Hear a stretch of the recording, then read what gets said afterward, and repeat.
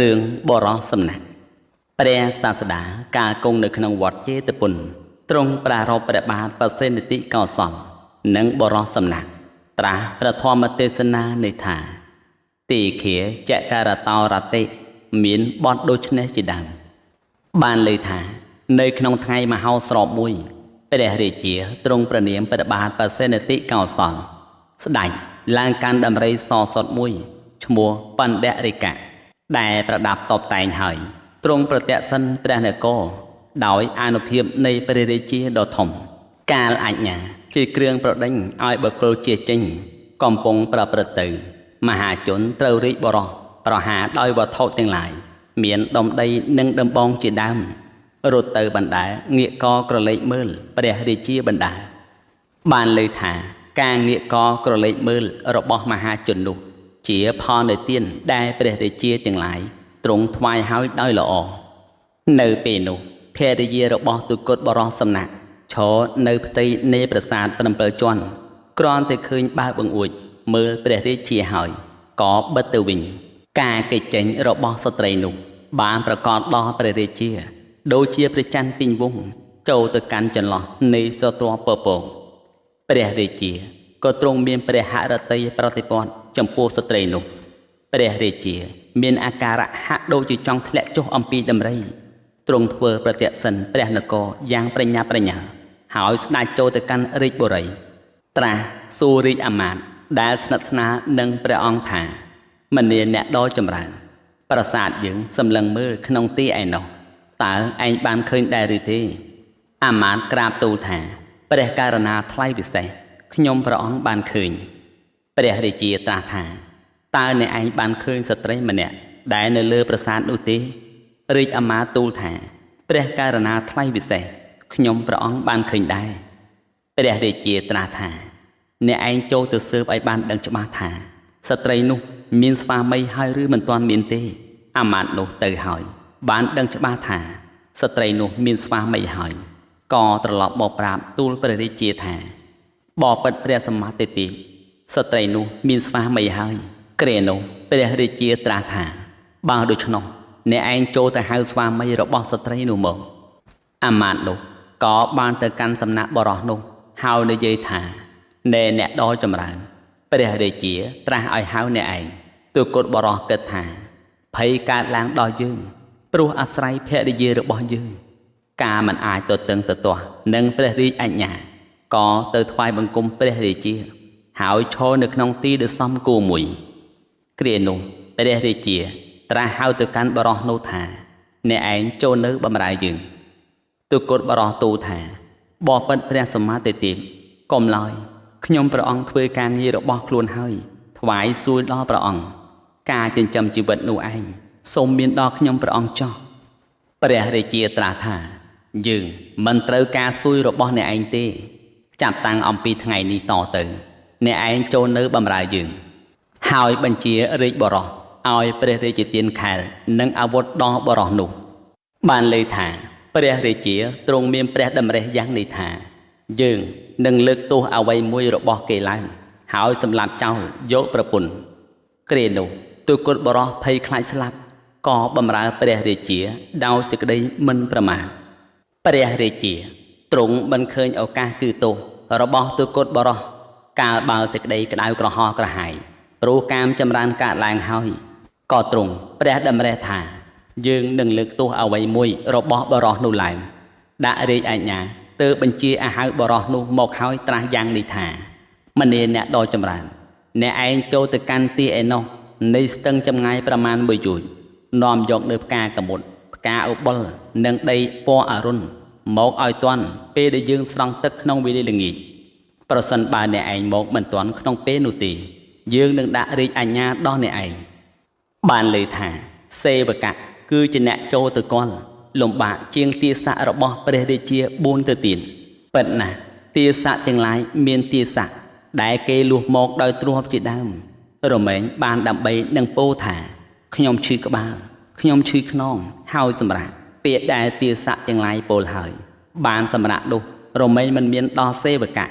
ការងារណាដែលព្រះរាជាទ្រង់បញ្ជាហើយសេវកៈត្រូវតែធ្វើដាច់ខាតប្រកែកមិនបាន ព្រោះហេតុនោះបរោះនោះគិតថា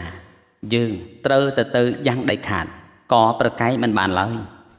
ដែលឈ្មោះថាដីពណ៌អរុណនិងផ្កាកមុតព្រមទាំងផ្កាឧបុលរមែងមាននៅក្នុងពិភពនេះយើងនឹងបានមកអំពីទីណាខ្លាចស្លាប់ទៅផ្ទះហើយសួរភរិយាថាមនីនាងដ៏ចម្រើនផាត់សម្រាប់ខ្ញុំសម្រេចហើយឬនៅភរិយាឆ្លើយថាបបិទ្ធអ្នកជាម្ចាស់នៅលើចង្ក្រាននៅឡើយទូកុដបរោះក៏មិនអាចរងចាំដរាបដល់ភរិយាដាក់ផាត់ចុះបានក៏ប្រាប់ឲ្យភរិយាយកវែកដួសទឹកបាយលីនិងបាយដែលមិនទាន់ឆ្អិននោះឯងដាក់កញ្ច្រែងកាន់យកទៅធ្វើដំណើរទៅយ៉ាងលឿនបានចម្ងាយផ្លូវមួយយូរការទូកុដបរោះកំពុងធ្វើដំណើរទៅនោះឯងផាត់ក៏បានឆ្អិនហើយដែរគាត់ក៏រំលែកផាត់ទុកបន្តិចធ្វើមិនឲ្យជារបស់សំណល់ហើយបរិភោគជួមអ្នកដំណើរមកម្នាក់ពោលថាបបិទ្ធអ្នកដ៏ចម្រើនផាត់បន្តិចនេះខ្ញុំចែករំលែកចេញមិនឲ្យជារបស់សំណល់ឡើយលោកចូលកាន់យកបរិភោគចោះអ្នកធ្វើដំណើរនោះក៏ទទួលយកទៅបរិភោគទូកុដបរោះបរិភោគហើយក៏បាចបាយទៅក្នុងទឹកមួយក្តាប់ខ្ពុលមាត់ហើយប្រកាសឡើង3ដងដោយសំឡេងដ៏លាន់ឮថាសូមពួកនាគគ្រុឌនិងទេវតាដែលអាស្រ័យនៅក្នុងទីនេះសូមស្ដាប់ពាក្យរបស់ខ្ញុំព្រះរាជាទ្រង់ប្រាថ្នាដើម្បីដាក់អាជ្ញាដល់ខ្ញុំទ្រង់ត្រាស់បង្គាប់ឲ្យខ្ញុំថាអ្នកឯងចូលនាំយកដីពណ៌អរុណនិងផ្កាកមុតព្រមទាំងផ្កាឧបុលមកក៏ផាត់ដែលខ្ញុំឲ្យដល់មនុស្សអ្នកដំណើរហើយជាទានមានអានិសង្សទាំងពាន់ផាត់ដែលខ្ញុំឲ្យដល់ត្រីទាំងឡាយក្នុងទឹកជាទានមានអានិសង្សទាំងរយខ្ញុំឲ្យចំណែកបុណ្យមានប្រមាណប៉ុណ្ណេះដល់អ្នកទាំងឡាយសូមអ្នកទាំងឡាយនាំដីពណ៌អរុណនិងផ្កាកមុតព្រមទាំងផ្កាឧបុលមកឲ្យខ្ញុំស្ដេចនាគដែលអាស្រ័យនៅក្នុងប្រទេសនោះបានឮសំឡេងនោះហើយក៏បានទៅកាន់សំណាក់នៃបរោះនោះដោយភេទជាមនុស្សចាស់ហើយសួរថាមនាលអ្នកដ៏ចម្រើនអ្នកឯងពោលនៅពាក្យអ្វីបរោះនោះក៏ពោលដូច្នោះម្ដងទៀតការស្ដេចនាគសួរថា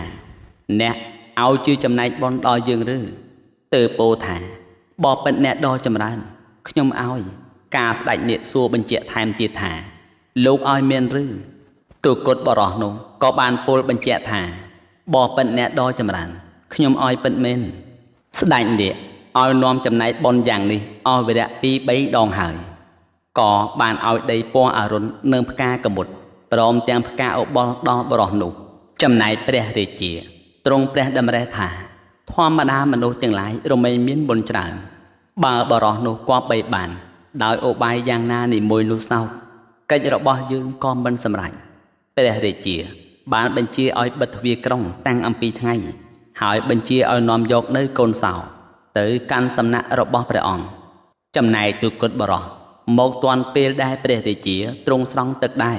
ប៉ុន្តែទ្វារត្រូវបានបិទកាលទ្វារបិទហើយក៏ហៅអ្នកយាមទ្វារមកឲ្យពោលថាអ្នកដ៏ចម្រើនអ្នកចូលបើកទ្វារឲ្យខ្ញុំអ្នកយាមទ្វារពោលថាយើងមិនអាចបើកទ្វារបានទេព្រោះព្រះរាជាឲ្យនាំកូនសោទៅកាន់សំណាក់ព្រះអង្គតាំងអំពីថ្ងៃម្លេះសូម្បីទូកុដបរោះប្រាប់ថាយើងជារាជទូតចូលលោកបើកទ្វារឲ្យខ្ញុំក៏មិនបើកឲ្យទូកុដបរោះការអ្នកយាមមិនបានបើកទ្វារឲ្យក៏គិតថាឥឡូវនេះយើងនឹងមិនមានជីវិតយើងនឹងធ្វើដូចម្ដេចណោការបោះដុំដីស្អិតទៅខាងលើនៃធរណីទ្វារព្យួរផ្កាទុកខាងលើនៃធរណីទ្វារនោះហើយស្រែកដោយសំឡេងយ៉ាងខ្លាំងអស់វរៈ3ដងថាមនាលអ្នកនគរដ៏ចម្រើនទាំងឡាយសូមអ្នកទាំងឡាយចូលដឹងនៅកិច្ចដែលខ្ញុំធ្វើតាមព្រះរាជបញ្ជារបស់ព្រះរាជាហើយចោះព្រះរាជាទ្រង់ប្រាថ្នានឹងញ៉ាំងយើងឲ្យវិនិច្ឆ័យដោយហេតុមិនសមគួរហើយគិតថាយើងនឹងទៅកាន់ទីណាបានសម្រេចចិត្តថាធម្មតាភិក្ខុទាំងឡាយរមែងមានជាអ្នកមានចិត្តទន់យើងនឹងទៅកាន់វិហារហើយដេកធម្មតាសត្វទាំងឡាយកាលបានទទួលនៅសេចក្តីសុខមិនដែលនឹកនាមិនដឹងថាភិក្ខុទាំងឡាយមាននៅក្នុងវិហារទេលុះត្រូវតែសេចក្តីទុក្ខគ្របសង្កត់ហើយទើបប្រាថ្នាទៅកាន់វិហារព្រោះហេតុនោះសូម្បីបរោះនោះក៏គិតថាទីពឹងយ៉ាងដទៃរបស់យើងមិនមាន từ từ can vì hia hỏi đệในក្នុងទីដែលសមគួរមួយសេចក្តីក្តៅក្រហល់ក្រហាយព្រោះកាមកើតឡើងហើយដល់ព្រះរាជាធ្វើឲ្យព្រះរាជាផ្ទុំមិនលក់កាលព្រះរាជាមិនបានទទួលនៅការលក់អស់មួយរាត្រីក៏ទ្រង់រំពឹងនឹកដល់ស្ត្រីនោះព្រោះព្រះរាជាទ្រង់គិតថាកាលអរុណរះនឹងញ៉ាំងបញ្ជាឲ្យគេសម្លាប់បរោះនោះហើយនាំយកស្ត្រីនោះមកខណៈនោះឯងបរោះ4នាក់ដែលកើតនៅក្នុងនរកលោហៈគម្ពីរនរកផ្ទះដែកដែលមានជម្រៅប្រមាណ60យោជន៍ត្រូវភ្លើងនរកនោះឆេះវិលត្រឡប់ត្រលិននិនទៅមកដូចជាអង្ករក្នុងឆ្នាំងដែលភ្លើងញ៉ាំងឲ្យពុះឡើងហើយលិចចុះទៅដល់ផ្ទៃខាងក្រោម 30000 ឆ្នាំហើយអណ្ដែតឡើងមកដល់កំដាប់មាត់ 30000 ឆ្នាំទៀតសត្វនរកទាំងនោះងើបក្បាលក្រឡេកមើលគ្នានឹងគ្នាហើយប្រាថ្នានឹងពោលនៅគាថាមួយម្នាក់ប៉ុន្តែมันអាចពោលបានពោលត្រឹមតែមួយអក្សរក៏លិចចុះទៅកាន់ផ្ទះដូចដើមវិញព្រះរាជាការផ្ទុំមិនលក់ក៏បានឮសំឡេងនោះនៅក្នុងចន្លោះនៃមជ្ឈមយាមទ្រង់ខ្លាចទ្រង់មានព្រះរាជហឫទ័យតក់ស្លុតទ្រង់ព្រះតម្រេះថាអន្តរាយនៃជីវិតនឹងមានដល់យើងឬណឬថានឹងមានដល់អគ្គមហេសីឬថានឹងរាជសម្បត្តិរបស់យើងនឹងវិនាសព្រះរាជាមិនអាចថ្មិចនៅប្រណេតទាំងពីរបានរហូតអស់រាត្រីទាំងមូលលុះពេលអរុណរះឡើងព្រះអង្គក៏បានបញ្ជាឲ្យហៅបរោហិតមកហើយត្រាស់ថាមនាលអាចារ្យសំឡេងដែលមានសភាពគួរឲ្យខ្លាចយ៉ាងខ្លាំងយើងបានឮហើយក្នុងចន្លោះនៃមជ្ឈមយាមយើងមិនដឹងថាអន្តរាយនឹងមានដល់រាជសម្បត្តិឬដល់អគ្គមហេសីដល់យើងឬក៏ដល់អ្នកណាមួយព្រោះហេតុនោះទើបយើងអញ្ជើញលោកមកបរោហិតទូលថាបបិទ្ធមហារាជសំឡេងដែលព្រះអង្គទ្រង់បានព្រះសណ្ដាប់ហើយនោះតើដូចម្ដេចព្រះរាជាត្រាស់ថាមនាលអាចារ្យយើងបានឮសំឡេងទាំងនេះថាទុស័កអ្នកសោចូលលោកពិចារណាមើលនៅផលដែលនឹងសម្រេចមកអំពីសំឡេងទាំងនេះមើលដំណឹងដែលជាគ្រឿងពោលតបអ្វីមួយរមែងមិនប្រកាសដល់ព្រាហ្មណ៍ហាក់ដូចជាអ្នកចូលទៅកាន់ទីងងឹតដ៏ធំបរោហិតនោះគិតថាក៏កាលយើងនឹងក្រាបទូលព្រះរាជាថាខ្ញុំព្រះអង្គមិនជ្រាបលៀបសក្ការៈរបស់យើងនឹងសាបសូន្យទើបក្រាបទូលថាបបិទ្ធមហារាជហេតុនេះធ្ងន់ណាស់ព្រះរាជាត្រាស់ថាមនាលអាចារ្យតើមានហេតុភេទអ្វីខ្លះបរោហិតទូលថាអន្តរាយនៃជីវិតនឹងប្រកាសដល់ព្រះអង្គព្រះរាជាទ្រង់តក់ស្លុតជាទ្វេគុណហើយត្រាស់ថាមនាលអាចារ្យហេតុដែលជាគ្រឿងការពារនៅអន្តរាយនោះមានដែរឬទេបរោហិតទូលថាបបិទ្ធមហារាជមានសូមព្រះអង្គកុំខ្លាចឡើយខ្ញុំព្រះអង្គដឹងនៅវេទទាំង3សូមបញ្ជាក់អស់លោកអ្នកសាទសពបរោះទាំងឡាយជាអ្នកស្ដាប់ថាវេទទាំង3គឺ1អុរុពេតៈជាគម្ពីរគាថាពោលដល់ឈ្មោះទេវតានិងសូមអង្វរឲ្យទេវតាជួយនៅកម្ចាត់ភ័យផ្សេង2ជយុពេតៈជាគម្ពីរពោលដល់ពិធីការក្នុងការបូជាយញ្ញដូចជាបួងសួងផ្សេង3សមវេតៈជាគម្ពីរពោលដល់ឧបាយដែលឈ្នះសត្រូវព្រះរាជាត្រាស់ថាអាចារ្យយើងបាននៅវត្ថុអ្វីទើបសំគួរ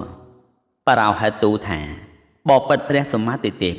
ព្រះអង្គទ្រង់បូជាយញ្ញដោយមានសត្វមួយមុខ100គ្រប់សត្វហើយនឹងរួចផុតអំពីអន្តរាយនៃជីវិតព្រះរាជាត្រាស់ថាមនាលអាចារ្យបាននៅសត្វអ្វីខ្លះទើបគួរបរោហិតនោះក្រាមទូលថាបបិទ្ធមហារាជគួរបាននៅបាណជាតិមួយប្រភេទឲ្យបាន100គឺដំរី100សេះ100គោអូសភៈ100មេគោដែលរឹតយកទឹកដោះចំនួន100ពពែ100ជា100មាន់100ជ្រូក100ក្មេងប្រុស100និងក្មេងស្រី100ទើបគួរបរោហិតបានគិតឃើញថាប្រសិនបើយើងឲ្យចាប់យកតែចម្ពោះមរឹកប៉ុណ្ណោះជនទាំងឡាយក៏នឹងនិយាយថាបរោហិតឲ្យចាប់យកតែសត្វដែលជារបស់ស៊ីបានសម្រាប់ខ្លួនប៉ុណ្ណោះព្រោះហេតុនោះទើបឲ្យចាប់ទាំងចម្ពោះដំរីសេះនិងមនុស្សផងព្រះរាជាទ្រង់ព្រះតម្រេះថាជីវិតរបស់យើងជារបស់សំខាន់ទើបត្រាស់ថាមនាលអាចារ្យចូលលោកចាប់សត្វគ្រប់ប្រភេទឲ្យជាប្រញាប់ បារោហិតបានទទួលព្រះរាជបញ្ជាអំពីព្រះរាជាហើយក៏ចាប់យកមនុស្សយ៉ាងច្រើនសន្ធឹកសន្ធាប់ពិតណាស់ព្រះធម្មសង្ឃាហកាចារ្យបានពោលពាក្យនេះទុកនៅក្នុងកោសលសង្យុត្តថាក្នុងសម័យនោះព្រះបាទបសេនតិកោសលចាប់ផ្ដើមធ្វើនៅមហាយញ្ញគឺការបូជាធំពួកគោអូសភៈ500កូនគោឈ្មោល500កូនគោញី500ពពែ500ជាម500ត្រូវគេនាំចេញជាប់ទៅដោយសដើម្បីជាការបូជាយញ្ញពួកជនណាដែលជាខ្ញុំប្រុសជាអ្នកបម្រើក្តីជាអ្នកធ្វើការងារក្តីជនទាំងនោះត្រូវអាជ្ញាគម្រាមហើយត្រូវមានភ័យគម្រាមហើយក៏មានមុខទៅទឹកដោយទឹកភ្នែកស្រែកយំធ្វើនៅបរិកម្មទាំងឡាយមានការខ្សឹបខ្សួលជាដើមមហាជនទួញយំរៀបរាប់ដល់ញាតិរបស់ខ្លួនបានធ្វើនៅសំឡេងដ៏លាន់ឮយ៉ាងខ្លាំងសំឡេងនោះដូចជាសំឡេងស្រុតផែនដីគ្រានោះព្រះនាងមាលិកាទេវីទ្រង់បានឮសំឡេងនោះហើយស្ដេចទៅកាន់រាជដំណាក់ទូលសួរព្រះរាជាថាបបិទ្ធមហារាជព្រោះហេតុដូចម្ដេចបានជាឥន្ទ្រីរបស់ព្រះអង្គមិនតាំងនៅជាប្រក្រតីព្រះអង្គមើលទៅហាក់ដូចជាមិនស្រួលប្រកាយសោះព្រះរាជាត្រាស់ថាម្នានាងមាលិកានាងមិនដឹងថាអសេរពឹសចូលចិត្តដល់ប្រការរបស់យើងហើយទេឬនាងមាលិកាទូលថាបបិទ្ធមហារាជហេតុអីនឹងតើដូចម្ដេចព្រះរាជាត្រាស់ថាក្នុងចំណែកនៃរាត្រីយើងបានឮសំឡេងបែបនេះទើបយើងសួរបារោហិតក៏បានឆ្លើយប្រាប់យើងថាអន្តរាយនៃជីវិតនឹងប្រកាសដល់ព្រះអង្គទ្រង់បូជាយញ្ញដោយមានសត្វ100ប្រភេទគ្រប់ប្រភេទហើយនឹងរួចផុតអំពីអន្តរាយនៃជីវិតបានម្នានាងមាលិកាយើងបានគិតឃើញថាជីវិតគឺជាការរស់នៅរបស់យើងប៉ុណ្ណោះគឺជាលៀបរបស់យើងទើបយើងបញ្ជាបារោហិតឲ្យចាប់យកសត្វទាំងឡាយនេះទុកដើម្បីបូជាយញ្ញព្រះនាងមាលិកាទេវីក្រាបទូលថាបបិទ្ធមហារាជព្រះអង្គជាមនុស្សអន្តពាលទ្រង់ជាអ្នកមានភិក្ខាហារដ៏ច្រើនព្រះអង្គរមែងសោយនៅភោជនដែលគេចម្អិនហើយដោយអង្ករទាំងងាយទាំងនាលមានសម្លនិងម្ហូបច្រើនសពបែបយ៉ាងព្រះអង្គគ្រងរាជក្នុងដែនទាំងពីរក៏ពិតមែនហើយប៉ុន្តែបញ្ញារបស់ព្រះអង្គនៅទន់ខ្សោយណាស់ព្រះរាជាទ្រង់សួរព្រះនាងមាលិកាថាម្នានាងដ៏ចម្រើនព្រោះហេតុដូចម្ដេចទើបជានាងពោលយ៉ាងនេះព្រះនាងមាលិកាបានក្រាបទូលព្រះរាជាថាការបាននៅជីវិតរបស់អ្នកដទៃព្រោះការស្លាប់របស់អ្នកដទៃព្រះអង្គធ្លាប់ឃើញក្នុងទីណាព្រោះហេតុអ្វីទើបព្រះអង្គទ្រង់ជឿនៅពាក្យរបស់ព្រាហ្មណ៍អន្តពាលហើយឲ្យនៅទុក្ខវេទនាលើមហាជនយ៉ាងនេះបបិទ្ធមហារាជព្រះសាស្តាទ្រង់ជាអគ្គបុគ្គលនៃលោកព្រមទាំងទេវលោកមានព្រះញាណមិនទើសទាស់ក្នុងការទាំងឡាយមានអតីតកាលជាដើមទ្រង់គង់នៅក្នុងវិហារដ៏ជិតព្រះអង្គទ្រង់ទូលសួរព្រះសាស្តាហើយសូមទ្រង់ធ្វើតាមឱវាទរបស់ព្រះអង្គចុះគ្រានោះឯងព្រះរាជាស្ដេចយាងទៅកាន់វិហារជាមួយនឹងព្រះនាងមាលិកាដោយយានដ៏ស្រាលទ្រង់ត្រូវមរណភ័យគំរាមកំហែងហើយក៏មិនអាចត្រាស់នៅបន្ទូលអ្វីបានថ្វាយបង្គំព្រះសាស្តាហើយទ្រង់គង់នៅក្នុងទីដ៏សមគួរមួយគ្រានោះព្រះសាស្តាទ្រង់ត្រាស់ទៅកាន់ព្រះរាជាមុនថាបបិទ្ធមហារាជមានហេតុអ្វីទើបមហាបបិទ្ធយាងមកកាន់សំណាក់តថាគតទាំងថ្ងៃអញ្ចឹងព្រះរាជាក៏ទ្រង់គង់នៅស្ងៀមគ្រានោះនាងមាលិកាបានក្រាបទូលព្រះមានព្រះភិក្ខថាបបិទ្ធព្រះអង្គដ៏ចម្រើនបានឮថាព្រះរាជាទ្រង់បានឮសំឡេងដ៏អាក្រក់នៅក្នុងចន្លោះមជ្ឈមយាមកាលបើដូច្នោះព្រះរាជាក៏ទ្រង់ប្រាប់ហេតុនោះដល់បារោហិតក៏បានក្រាបទូលថាអន្តរាយនៃជីវិតនឹងមានដល់ព្រះអង្គកាលបើព្រះអង្គចាប់សត្វប្រភេទ100គ្រប់ប្រភេទបូជាយញ្ញដោយលិហិតក្នុងបំពង់កនៃសត្វទាំងនោះដើម្បីការពារនៅអន្តរាយនោះព្រះអង្គនឹងបាននៅព្រះជន្មព្រះរាជាត្រាស់បញ្ជាឲ្យចាប់សត្វជាច្រើនប្រភេទហេតុនោះទើបខ្ញុំព្រះអង្គនាំព្រះរាជាមកកាន់សំណាក់ព្រះអង្គព្រះសាស្តាត្រាស់ថាបបិទ្ធមហារាជយ៉ាងនោះពិតមែនឬព្រះរាជាទូលថាបបិទ្ធព្រះអង្គដ៏ចម្រើនពិតមែន ព្រះសាស្តាត្រាស់ថាសំឡេងដែលមហារាជទ្រង់បានលើហើយនោះតើដូចម្ដេចព្រះរាជាក្រាបទូលដោយទំនងដែលព្រះអង្គទ្រង់លើបានពន្លឺតែមួយបានប្រកាសដល់ព្រះតថាគតព្រោះទ្រង់ព្រះសន្តាប់នៅសេចក្តីនោះគ្រានោះព្រះសាស្តាទ្រង់ត្រាស់ទៅកាន់ព្រះរាជាថាបបិទ្ធមហារាជព្រះអង្គកុំទ្រង់ខ្លាចឡើយអន្តរាយនៃជីវិតមិនមានដល់ព្រះអង្គទេសត្វទាំងឡាយដែលជាអ្នកមានកម្មដ៏លាមកការធ្វើទុករបស់ខ្លួនឲ្យប្រកបច្បាស់ទើបពោលយ៉ាងនេះព្រះរាជាទូលសួរព្រះសាស្តាថាបបិទ្ធព្រះអង្គដ៏ចម្រើនក៏កម្មអ្វីខ្លះដែលស្ដេចទាំងនោះបានធ្វើទុកហើយព្រះសាស្តាការនឹងទ្រង់សម្ដែងនៅកម្មរបស់សត្វនរកទាំងនោះក៏ត្រាស់ថាបបិទ្ធមហារាជបើដូច្នោះសូមមហារាជទ្រង់ព្រះសន្តាប់ដោយសេចក្តីគោរពចុះហើយទ្រង់នាំអតីតនិទានមកសម្ដែងដូចតទៅនេះក្នុងអតីតកាលមនុស្សមានអាយុ 20000 ឆ្នាំព្រះមានព្រះភិក្ខព្រះនាមកាសបៈទ្រង់កើតឡើងហើយក្នុងលោកស្ដេចត្រាច់ទៅកាន់ទីចរិកមួយអន្លើដោយប្រខេណាស្រប 20000 អង្គបានស្ដេចទៅកាន់ក្រុងពារាណសីអ្នកក្រុងពារាណសី2អ្នកខ្លះ3អ្នកខ្លះច្រើនអ្នកខ្លះរួមគ្នាជាពួកញ៉ាំងអាកន្តតុកទានឲ្យប្រព្រឹត្តទៅក្នុងការនោះអ្នកក្រុងពារាណសីមានសេដ្ឋីបុត្រ4នាក់មានសម្បត្តិ40កោដជាសម្លាញ់នឹងគ្នាសេដ្ឋីបុត្រទាំងនោះបានប្រឹក្សាគ្នាថាក្នុងផ្ទះរបស់យើងមានទ្រព្យច្រើនណាស់ពួកយើងនឹងធ្វើអ្វីដោយទ្រព្យនោះការព្រះពុទ្ធដ៏មានព្រះភិក្ខស្ដេចត្រាច់ទៅកាន់ទីចរិកបណ្ដាសេដ្ឋីបុត្រទាំងនោះមិនបានពោលថាពួកយើងនឹងឲ្យនៅទាននឹងធ្វើនៅការបូជានិងរក្សាសិលសេដ្ឋីបុត្រម្នាក់បានពោលយ៉ាងមុនថាពួកយើងនឹងផឹកសូរ៉ាដ៏ខ្លាំងទំពាស៊ីនៅសាច់ដ៏ឆ្ងាញ់ការរស់នៅរបស់យើងបែបនេះគឺជាការរស់នៅប្រព្រឹត្តទៅមួយអន្លើដោយផលជាជីវិតដ៏ប្រសើរម្នាក់ទៀតពោលយ៉ាងនេះថាពួកយើងនឹងបរិភោគផាត់នៃអង្ករនៅស្រូវសាលីមានក្លិនក្រអូបដែលគេទុកដាក់អស់3ឆ្នាំហើយដោយរសដ៏ប្រណិតផ្សេងត្រាច់ទៅម្នាក់ទៀតពោលយ៉ាងនេះថាពួកយើងនឹងឲ្យគេចម្អិនរបស់ដែលគួរទំពាស៊ីដ៏ត្រកាលមានប្រការផ្សេងហើយបរិភោគម្នាក់ទៀតពោលយ៉ាងនេះថាមនាសម្លាញ់ពួកយើងមិនចាំបាច់ធ្វើនូវកិច្ចអ្វីដទៃទេស្ត្រីទាំងឡាយការយើងពោលថានឹងឲ្យទ្រព្យដែលឈ្មោះថាមិនប្រាថ្នារមែងមិនមានព្រោះហេតុនោះពួកយើងនឹងបោករួមទ្រព្យទុកហើយនឹងលើបួងស្ត្រីធ្វើបរិទារិកម្មគឺការប្រព្រឹត្តខុសចំពោះភរិយារបស់បរិសដទៃសេដ្ឋីបុត្រទាំងអស់ទទួលយកព្រមដោយពាក្យថាសាធុសាធុប្របីហើយប្របីហើយបានតាំងនៅក្នុងពាក្យរបស់សេដ្ឋីបុត្រទាំង4នោះចាប់ផ្ដើមអំពីការនោះមកសេដ្ឋីបុត្រទាំងនោះបានបញ្ជូនទ្រព្យទៅឲ្យស្ត្រីដែលមានរូបស្អាតធ្វើនៅបរិទារិកម្មអស់20000 ឆ្នាំហើយធ្វើកាលកិរិយាទៅកើតនៅក្នុងនរកអវិជ័យសេដ្ឋីបុត្រទាំងនោះឆេះនៅក្នុងនរកអវិជ័យអស់មួយចន្លោះព្រះពុទ្ធរួចអំពីនរកអវិជ័យនោះដោយសេសលផលកម្មក៏កើតក្នុងលោហៈកំពីនរក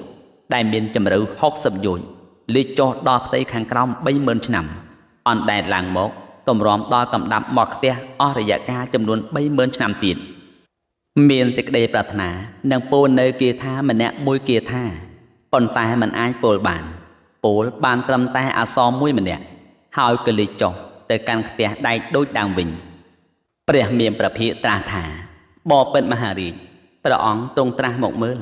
តើសំឡេងដែលព្រះអង្គទ្រង់បានឮដំបូងនោះតើដូចម្ដេចព្រះរាជាទូលថាបបិទ្ធព្រះអង្គដ៏ចម្រើនសំឡេងថាទុព្រះសាស្តាការនឹងត្រាស់សម្ដែងនៅគាថាដែលសត្វនរកនោះមានបំណងនឹងពោលទើបត្រាស់យ៉ាងនេះថាទុជីវតៈមជ្ជិវមហាយេសណោអ្នកតទាមហសេសន្តិសុទេយធម្មេសុទីបាំងនេកម្មហអត្តណោពួកយើងរស់នៅដោយលំបាកព្រោះការទេយធម៌មានយើងមិនបានឲ្យទានការទេយធម៌មានយើងមិនបានធ្វើទីពឹងដល់ខ្លួនសោះគ្រានោះព្រះសាស្តាទ្រង់ប្រកាសនៅអត្ថនៃគាថាដល់ព្រះរាជាហើយក៏ទ្រង់ត្រាស់សួរទៀតថាបបិទ្ធមហារាជសំឡេងទី2ទី3និងទី4 តើព្រះអង្គទ្រង់ព្រះសណ្ដាប់យ៉ាងណាកាលព្រះរាជាទូលថាបបិទ្ធព្រះអង្គដ៏ចម្រើនខ្ញុំព្រះអង្គបានលើយ៉ាងនេះការនឹងទ្រង់ញ៉ាំងនៅអត្តសេសឲ្យបរិបូរណ៍ទើបត្រាស់នៅគាថាថាសត្វនរកពោលថាស័កមានន័យសេចក្តីថាសទ្ធិវសៈសហសានិបរិបណ្ណានិសពសោនិរិយេបច្ចមាណានង្កតិអតណោភវិសតិពួកយើងឆេះក្នុងនរកពេញ 60000 ឆ្នាំគ្រប់គ្រាន់តើទីបំផុតនឹងមានក្នុងវេលាណាសត្វនរកទី3បានពោលពាក្យថាអ្នកមកអំពីពាក្យថាណាថេអន្តោកតោអន្តោអ្នកអន្តោបដិតិសតិតតិហេបកតាំងបាបាំងមមតយហញ្ចៈមេរិស័កពួកយើងមិនមានទីបំផុតទេពួកយើងនឹងមានទីបំផុតមកពីណាទីបំផុតនឹងមិនប្រកបដល់យើងឡើយមិនnênអ្នកព្រោះតែខ្ញុំក្តីអ្នកក្តីបានធ្វើបាបក្នុងការនោះសត្វនរកទី4បានពោលថាសោមកអំពីពាក្យថាសោហាំងនូអ្នកអ៊ីតោកនថ្វាយោនឹងលទ្ធាអ្នកមាននុសឹងវេតញ្ញូសីលសម្បណ្ណោកាហាមិកុសលੰពហុងប្រសិនបើយើងបានរួចចាកអំពីនរកនេះទៅបានកើតជាមនុស្សសូមជាអ្នកបរិបូរណ៍ដោយសិលធ្វើកុសលឲ្យបានច្រើនចាប់អំពីដឹងក្តីទៅព្រះសាស្តាលុះទ្រង់ត្រាស់ព្រះគាថាទាំងដោយលំដាប់ហើយទើបត្រាស់ថាថ្វាយប្រពោមហារាជជនទាំង4នាក់នោះគឺជាអ្នកប្រាថ្នានឹងពោលគាថាមួយម្នាក់ប៉ុន្តែមិនអាចពោលបាន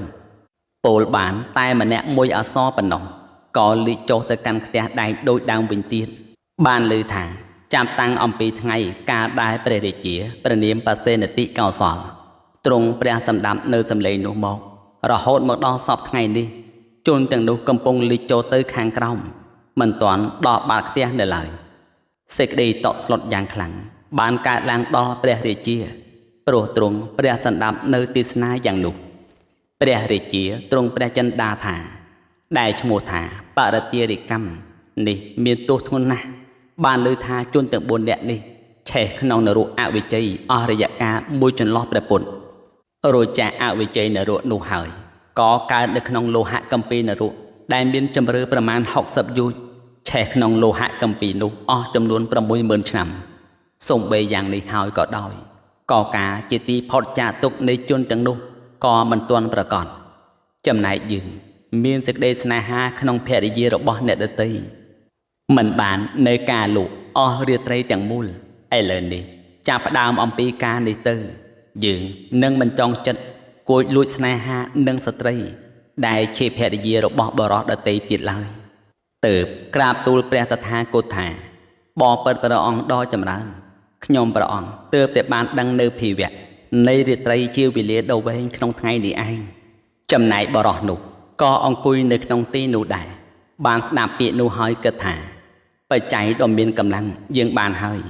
ទើបក្រាបទូលព្រះសាស្តាថាបបិទ្ធព្រះអង្គដ៏ចម្រើនព្រះរាជាទ្រង់ដឹងនៅភាវៈនៃរាត្រីជាវេលាដ៏វែងនៅក្នុងថ្ងៃនេះចំណែកខ្ញុំព្រះអង្គបានដឹងនៅភាវៈមានយោជន៍មានប្រមាណដ៏វែងឆ្ងាយអំពីថ្ងៃម្សិលមិញព្រះសាស្តាទ្រង់ព្រៀបផ្ទឹមនឹងសម្ដីនៃជនទាំងពីររូបនោះហើយត្រាស់ថារាត្រីនៃបុគ្គលរូបខ្លះជាវេលាដ៏វែងយោជន៍នៃបុគ្គលរូបខ្លះជាប្រមាណដ៏ឆ្ងាយចំណែកសង្សារវដ្តរបស់បុគ្គលពីលរមែងជាសភាពដ៏វែងការនឹងទ្រង់បន្តអនុសន្ធិដើម្បីសម្ដែងធម៌ទើបត្រាស់នៅព្រះគាថានេះថាទីខៀចការតោរតិទីខੰសន្តសយោចនំទីខោពាលានំសង្សារោសធម្មំអវិជ្ជាអ្នកតាំងរាត្រីវែងចំពោះតែអ្នកភ្ញាក់រលឹកអ្នកដេកមិនលុបយោជន៍វែងចំពោះតែអ្នកនឿយហត់សង្សារវដ្តវែងចំពោះតែបុគ្គលពីលមិនដឹងច្បាស់នៅព្រះសទ្ធំបណ្ដាបទទាំងនោះបទថាទីខៀជាដើមសេចក្តីថាដែលឈ្មោះថារាត្រីមានត្រឹមតែ3យាមប៉ុណ្ណោះប៉ុន្តែសម្រាប់អ្នកដែលភ្ញាក់គឺដេកមិនលក់ដូចជាវែងគឺថារមែងប្រកបដូចជាគុណនឹង2ឬគុណនឹង3បុគ្គលដែលខ្ជិលច្រអូសគ្មានសេចក្តីព្យាយាមធ្វើឲ្យខ្លួនជាចំណីនៃពួកសង្កោច ដេកប្រែប្រួលរហូតដល់ព្រះអាទិត្យរះឡើងក្តី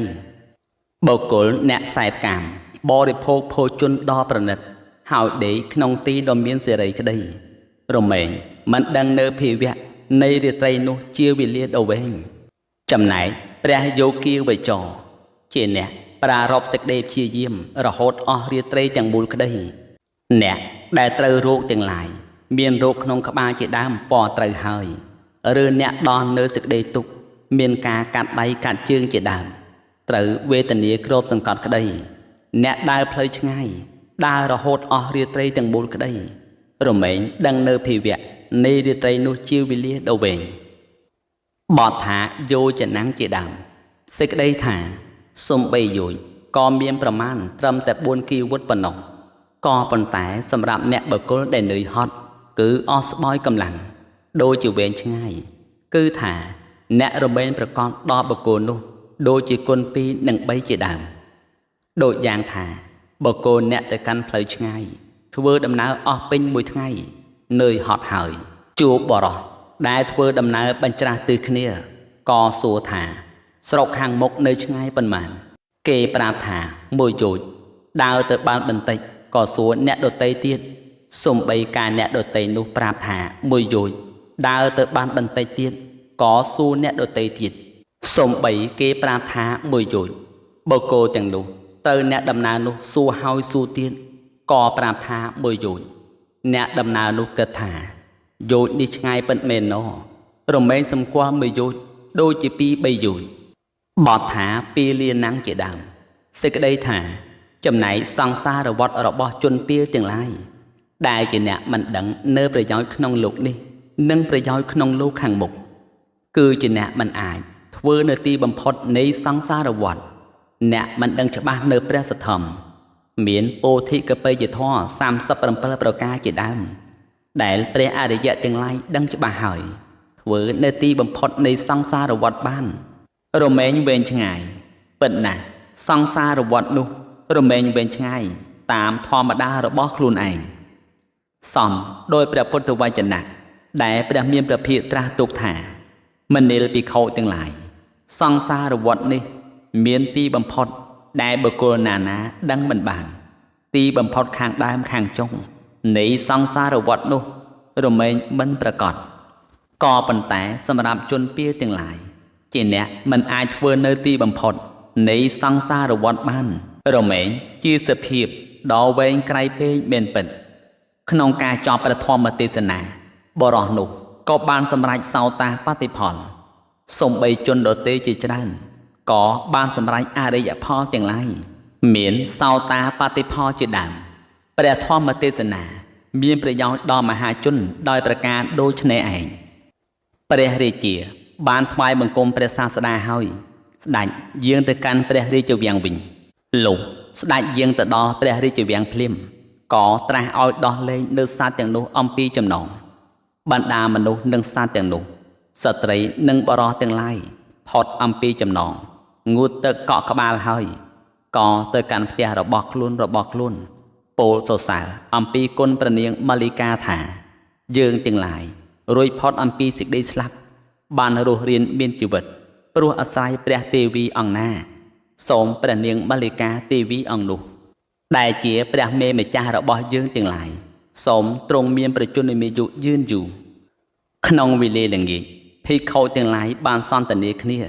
ក្នុងរោងធម្មសភាថាមនាលអ្នកមានអាយុទាំងឡាយគួរឲ្យសរសើរពិតមែនព្រះនាងម៉ាលីកាជាបណ្ឌិតពិតមែនណោះទ្រង់អាស្រ័យនៅបញ្ញារបស់ខ្លួនហើយបានឲ្យនៅជីវិតទានដល់មហាជនព្រះសាស្តាស្ដេចមកហើយត្រាស់សួរថាមនាលភិក្ខុទាំងឡាយឥឡូវនេះអ្នកទាំងឡាយអង្គុយប្រជុំគ្នានិយាយអំពីរឿងអ្វីកាលភិក្ខុទាំងនោះក្រាបទូលថាបបិទ្ធព្រះអង្គដ៏ចម្រើនអំពីរឿងឈ្មោះនេះទ្រង់ត្រាស់ថាមនាលភិក្ខុទាំងឡាយព្រះនាងម៉ាលីកាទ្រង់អាស្រ័យព្រះបញ្ញារបស់ខ្លួនហើយឲ្យនៅជីវិតទានដល់មហាជនក្នុងកាលឥឡូវនេះប៉ុណ្ណោះក៏ទេសំបីក្នុងកាលមុនព្រះនាងក៏ធ្លាប់បានឲ្យហើយដែរការទ្រង់ប្រកាសសេចក្តីនោះឲ្យប្រកាសជាក់ច្បាស់ទើបទ្រង់នាំអតីតនិទានមកត្រាស់ថា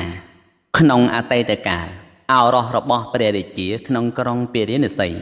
បានចូលទៅកាន់ដើមជ្រៃមួយដើមហើយទ្រង់បន់ស្រន់ទេវតាដែលអាស្រ័យនៅដើមជ្រៃនោះថាបបិទ្ធទេវតាក្នុងចម្ពោះទ្វីបនេះមានព្រះរាជា101ព្រះអគ្គមហេសី101ប្រសិនបើខ្ញុំនឹងបានរីសម្បត្តិក្នុងការកន្លងទៅនៃព្រះបិតាសោតខ្ញុំនឹងធ្វើពលីដោយឈាមក្នុងបំពង់កនៃព្រះរាជានិងព្រះអគ្គមហេសីទាំងនោះព្រះរាជកុមារនោះកាលព្រះបិតាសោយទីវង្គតហើយទទួលរាជសម្បត្តិសមដោយបំណងទ្រង់គិតថាយើងនឹងបានទទួលរាជសម្បត្តិដោយអានុភាពនៃទេវតាយើងនឹងធ្វើពលីដល់ទេវតានោះទើបស្ដេចចេញទៅដោយសេនាដ៏ធំញ៉ាំងព្រះរាជាមួយព្រះអង្គឲ្យប្រព្រឹត្តទៅក្នុងអំណាចរបស់ខ្លួនហើយធ្វើព្រះរាជាអង្គដតីនិងអង្គដតីទៀតឲ្យស្ថិតនៅក្នុងអំណាចរបស់ខ្លួនធ្វើព្រះរាជាទាំងអស់ឲ្យនៅក្នុងអំណាចរបស់ខ្លួនដោយប្រការដូចនេះហើយទ្រង់នាំព្រះរាជានិងព្រះអគ្គមហេសីទាំងឡាយទ្រង់បន្សល់ទុកតែព្រះទេវីព្រះនាមធម្មនិន្ទាអ្នកទ្រង់ប្រកាសចាស់ដែលជាអគ្គមហេសីរបស់ព្រះរាជាព្រះនាមឧកសេនដែលជាព្រះរាជាអង្គតូចជាងព្រះរាជាទាំងពួងទុកស្ដេចទៅហើយទ្រង់ព្រះតម្រិះថាយើងនឹងឲ្យជនទាំងនេះផឹកទឹកលាយថ្នាំពឹសឲ្យស្លាប់ទៅបញ្ជាឲ្យជនទាំងឡាយជំរះនៅគល់ឈើឲ្យស្អាតទេវតាគិតថាព្រះរាជាអង្គនេះការចាប់ព្រះរាជាមានប្រមាណប៉ុណ្ណេះទ្រង់អាស្រ័យយើងទើបចាប់ព្រះរាជាប្រាថ្នាធ្វើនៅពលីកម្មចំពោះយើងដោយលោហិតក្នុងបំពង់ករបស់ព្រះរាជាទាំងនេះក៏ប្រសិនបើព្រះរាជាអង្គនេះនឹងសម្លាប់រាជាទាំងនោះសោតព្រះរាជវង្សក្នុងចម្ពោះទ្វីបនឹងដាច់សូន្យសូម្បីគល់ឈើរបស់យើងក៏នឹងមិនស្អាតយើងនឹងអាចហាមព្រះរាជានោះបានទេណោទេវតានោះពិចារណាហើយដឹងថាយើងនឹងមិនអាចទើបចូលទៅរកទេវតាអង្គដទៃប្រាប់សេចក្តីនោះហើយក៏ពោលថាលោកនឹងអាចឬទេវតានោះត្រូវទេវតាដែលខ្លួនត្រូវសួរនោះហាមហើយក៏ចូលទៅរកទេវតាក្នុងចក្រវាឡទាំងអស់យ៉ាងនេះក៏ចូលទៅរកទេវតាអង្គដទៃនិងអង្គដទៃសូម្បីទេវតាទាំងនោះប្រាប់ថានឹងមិនអាចហើយក៏ចូលទៅកាន់សំណាក់របស់មហារាជទាំង4សូម្បីមហារាជទាំង4នោះក៏ហាមថាពួកយើងមិនអាចប៉ុន្តែព្រះរាជារបស់យើងទាំងឡាយជាអ្នកវិសេសជាងពួកយើងដោយបុណ្យនិងបញ្ញាអ្នកចូលទទួលសួរព្រះរាជាអង្គនោះដូច្នោះហើយទើបចូលទៅគាល់សកៈទេវរាជក្រាបទូលសេចក្តីនោះហើយទូលថាបបិទ្ធព្រះឧបបាទទេពការដែលព្រះអង្គបាននៅភាពជាអ្នកខ្វល់ខ្វាយតិចហើយខតយវង្សនឹងដាច់សូន្យសូមព្រះអង្គទ្រង់ជាទីពឹងពំនាក់នៃខតយវង្សនោះផងសកៈទេវរាជត្រាស់ថាសូម្បីយើងក៏មិនអាចហាមព្រះរាជាអង្គនោះបានដែរប៉ុន្តែយើងនឹងបានប្រាប់ឧបាយដល់អ្នកហើយទ្រង់ប្រាប់ឧបាយថាមនាអ្នកដ៏ចម្រើនអ្នកឯងចូលទៅចុះកាលព្រះរាជាទ្រង់ឃើញអ្នកនោះឯងអ្នកចូលស្លៀកពាក់សម្ពុតពណ៌ក្រហមហើយសម្ដែងនៅអាការៈដូចជាចេញចាស់ដើមឈើរបស់ខ្លួនការអ្នកឯងធ្វើដូច្នោះព្រះរាជាអង្គនោះនឹងទ្រង់ព្រះតម្រិះថាទេវតារបស់យើងទៅណាយើងនឹងញ៉ាំងទេវតានោះឲ្យត្រឡប់មកវិញហើយអង្វរដោយប្រការផ្សេងការបើដូច្នោះអ្នកក៏បីពោទៅកាន់ព្រះរាជាអង្គនោះថាលោកបន់ស្រន់បួងសួងចំពោះយើងថានឹងនាំព្រះរាជា101ព្រមទាំងអគ្គមហេសីទាំងឡាយមកធ្វើពលីដោយលោហិតក្នុងបំពង់កនៃព្រះរាជាទាំងនោះប៉ុន្តែទ្រង់បន្សល់នៅព្រះទេវីរបស់ព្រះបាទឧកសេនហើយស្ដេចមកយើងនឹងមិនទទួលពលីកម្មរបស់បុគ្គលអ្នកចម្រើនទៅដោយការនិយាយកុហកដោយព្រះអង្គទេការអ្នកពោលយ៉ាងនេះព្រះរាជានឹងនាំព្រះទេវីនោះមកព្រះទេវីនោះនឹងសម្ដែងធម៌ដល់ព្រះរាជាឲ្យនៅជីវិតទានមហាជននោះមានប្រមាណប៉ុណ្ណេះសកៈទេវរាជត្រាស់ប្រាប់ឧបាយនោះដល់ទេវតាដោយហេតុនេះទេវតាបានឃើញដូច្នេះសូម្បីព្រះរាជាក៏បញ្ជានាំព្រះរាជទេវីនោះមកដែរព្រះរាជទេវីនោះមកហើយថ្វាយបង្គំព្រះរាជាដែលជាស្វាមីរបស់ខ្លួនប៉ុណ្ណោះសូម្បីព្រះរាជាអង្គនោះគង់នៅក្នុងទីបំផុតនៃព្រះរាជាទាំងនោះក៏ដោយព្រះរាជាទ្រង់ខ្ញាល់នឹងព្រះទេវីនោះថា កាយើងដែលជាអ្នកប្រសើរជាងព្រះរាជាទាំងពួងឈរនៅទីនេះនាងថ្វាយបង្គំស្វាមីរបស់ខ្លួនដែលជាព្រះរាជាតូចបំផុតជាងព្រះរាជាទាំងពួងគ្រានោះព្រះនាងធម្មនន្ទាទេវីក្រាបទូលព្រះរាជានោះថារឿងអ្វីដែលខ្ញុំព្រះអង្គត្រូវតាក់ទងនឹងព្រះអង្គទៅក៏ព្រះរាជាអង្គនេះជាស្វាមីអ្នកឲ្យនៅភាពជាធំដល់ខ្ញុំព្រះអង្គមិនថ្វាយបង្គំព្រះរាជាអង្គនេះហើយនឹងថ្វាយបង្គំព្រះអង្គដោយម្ដេចទៅកាលព្រះរាជាទាំងនោះកំពុងឃើញនោះឯងរុក្ខទេវតាក៏ពោលថាបបិទ្ធព្រះទេវីដ៏ចម្រើនយ៉ាងនោះពិតមែនហើយបបិទ្ធព្រះទេវីដ៏ចម្រើនយ៉ាងនោះពិតមែនហើយបូជាព្រះទេវីដោយផ្កាឈើមួយក្តាប់ព្រះរាជាត្រាស់ទៀតថាបើនាងមិនថ្វាយបង្គំយើងក៏ណាស់ហើយទៅចុះហេតុដូចម្ដេចទើបជានាងថ្វាយបង្គំទេវតារបស់យើងអ្នកមានអានុភាពធំយ៉ាងនេះអ្នកឲ្យនៅសេរីគឺភាវៈនៃព្រះរាជាដល់យើងទៅព្រះធម្មនន្ទាទេវីបានក្រាបទូលព្រះរាជាថាបបិទ្ធមហារាជព្រះរាជាទាំងឡាយដែលព្រះអង្គទ្រង់ចាប់បាននោះព្រោះអាស្រ័យបុណ្យរបស់ព្រះអង្គមិនមែនទេវតាចាប់ថ្វាយព្រះអង្គទេទេវតាបានពោលទៅកាន់ព្រះទេវីទៀតថាបបិទ្ធព្រះទេវីដ៏ចម្រើនយ៉ាងនោះពិតមែនហើយបបិទ្ធព្រះទេវីដ៏ចម្រើនយ៉ាងនោះពិតមែនហើយបូជាព្រះទេវីនោះដោយផ្កាឈើមួយក្តាប់ទៀតព្រះទេវីនោះបានក្រាបទូលព្រះរាជាទៀតថាព្រះអង្គត្រាស់ថាព្រះរាជាទាំងឡាយមានប្រមាណប៉ុណ្ណេះទេវតាទាំងឡាយចាប់ឲ្យយើងឥឡូវនេះដើមឈើត្រូវភ្លើងឆេះនៅខាងឆ្វេងខាងលើនៃទេវតារបស់ព្រះអង្គព្រោះហេតុអ្វីទើបទេវតានោះមិនអាចញ៉ាំងភ្លើងនោះឲ្យរលត់បានបើទេវតានោះមានអានុភាពច្រើនយ៉ាងនោះទេវតាបានពោលនឹងព្រះទេវីទៀតថាបបិទ្ធព្រះទេវីដ៏ចម្រើនយ៉ាងនោះពិតមែនហើយបបិទ្ធព្រះទេវីដ៏ចម្រើនយ៉ាងនោះពិតមែនហើយបូជាព្រះទេវីដោយផ្កាឈើមួយក្តាប់ទៀត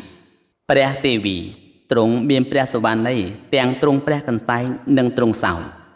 គ្រានោះព្រះរាជាត្រាស់ទៅកាន់ព្រះទេវីនោះថានាងជាស្ត្រីឆ្កួតឬព្រះទេវីទូលថាបបិទ្ធមហារាជព្រោះហេតុអ្វីទើបព្រះអង្គទ្រង់សួរយ៉ាងនេះស្ត្រីទាំងឡាយប្រហែលដូចជាខ្ញុំម្ចាស់មិនមែនឆ្កួតទេព្រះរាជាត្រាស់ថាបើដូច្នោះព្រោះហេតុអ្វីទើបនាងយំផងសោយផងព្រះទេវីទូលថាបបិទ្ធមហារាជសូមព្រះអង្គទ្រង់ព្រះសណ្ដាប់ចុះកាលពីជាតិមុនខ្ញុំម្ចាស់ជាកុលធីតាកាលនៅក្នុងត្រកូលស្វាមីឃើញភ្ញៀវដែលជាសម្លាញ់របស់ស្វាមីមកហើយប្រាថ្នានឹងដាំស្លដើម្បីភ្ញៀវនោះ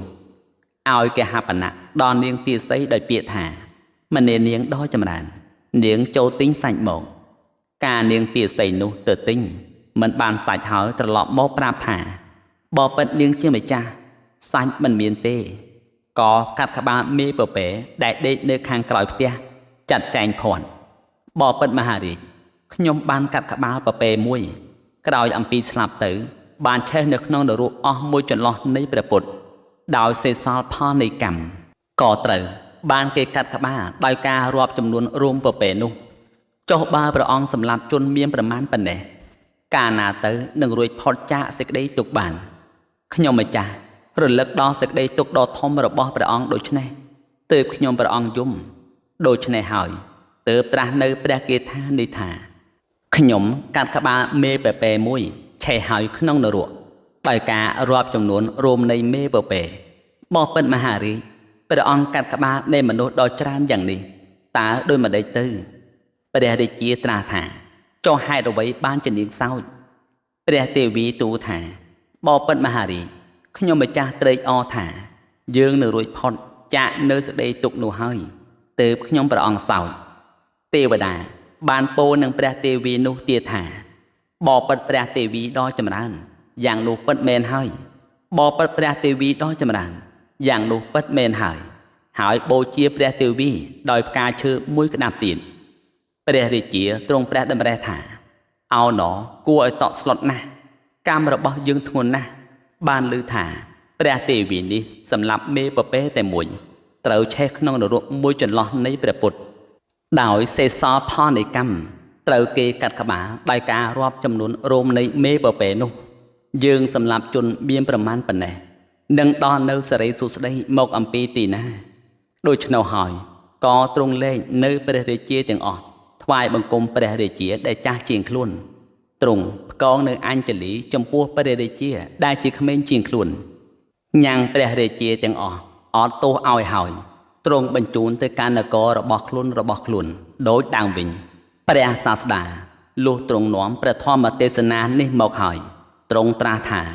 មនាលភិក្ខុទាំងឡាយព្រះនាងម៉ាលីកាអាស្រ័យព្រោះបញ្ញារបស់ខ្លួនប្រទាននៅជីវិតដល់មហាជនក្នុងការឥឡូវនេះក៏ទេសូម្បីក្នុងការមុនព្រះនាងក៏ធ្លាប់បានប្រទានហើយដែរហើយទ្រង់បានប្រជុំអតីតថាព្រះរាជាក្នុងក្រុងពារាណសីក្នុងការនោះបានមកជាព្រះបាទបសេនតិកោសលព្រះនាងធម្មនិន្ទាទេវីបានមកជាព្រះនាងម៉ាលីការុក្ខទេវតាគឺតថាគតនេះឯងលុះទ្រង់ប្រជុំរឿងអតីតយ៉ាងនោះហើយការនឹងទ្រង់សម្ដែងធម៌តទៅទៀតក៏ត្រាស់ថាមនាលភិក្ខុទាំងឡាយដែលឈ្មោះថាបាណាតិបាតជាធម៌មានទោសបុគ្គលមិនគួរធ្វើព្រោះថាបុគ្គលអ្នកសម្លាប់សត្វជាប្រក្រតីរមែងសោកសៅអស់កាលជាយូរទើបត្រាស់នៅព្រះគាថានេះថាប្រសិនបើសត្វទាំងឡាយបានដឹងយ៉ាងនេះថាជាតិសម្ភពនេះជាទុក្ខសត្វទាំងឡាយមិនគប្បីសម្លាប់នៅសត្វទេព្រោះថាបុគ្គលអ្នកមានប្រក្រតីសម្លាប់សត្វមានជីវិតរមែងសោយសោកព្រះសុតន្តបិដកខតេកនិកាយគាថាធម្មបទភាគ5រឿងបរោះសំណាក់ចប់ដោយបរិបូរតែប៉ុណ្ណេះឯងសូមអរព្រគុណនិងអរគុណ